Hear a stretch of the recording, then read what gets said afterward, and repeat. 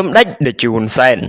ការកែសម្រួលកម្លាំងកងទ័ពនៅតំបន់មានចំនួនដែលស្រស់ស្រួលគ្នារវាងមេបញ្ជាការកងទ័ពនៃប្រទេសទាំងពីរកម្ពុជាថៃដើម្បីបញ្ជៀសនៅការប៉ះទង្គិចបង្ហូរឈាមទ្រង់ទ្រាយធំគឺជារឿងចាំបាច់សម្ដេចតេជោហ៊ុនសែនប្រធានព្រឹទ្ធសភានៃព្រះរាជាណាចក្រកម្ពុជាបានបង្ហោះសារនៅលើ Facebook ផ្លូវការរបស់សម្ដេចនាយប់ថ្ងៃទី8ខែមិថុនាឆ្នាំ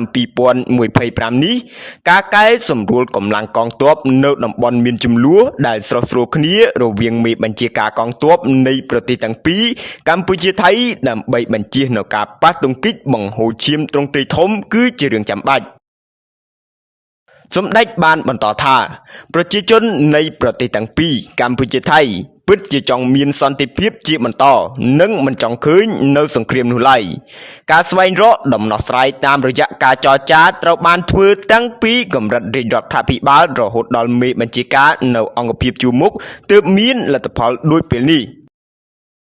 ជាមួយគ្នានេះសម្ដេចតេជោហ៊ុនសែនបានអំពាវនាវដល់បងប្អូនជនរួមជាតិសូមជឿទុកចិត្តលើរាជរដ្ឋាភិបាលក្នុងការដោះស្រាយជម្លោះដោយសន្តិវិធីដែលជាវិធីតែមួយគត់ដើម្បីបញ្ជាសង្គ្រាមបង្ហូរឈាមនិងដើម្បីមិត្តភាពនិងកិច្ចសហប្រតិបត្តិការល្អជាមួយប្រទេសជិតខាង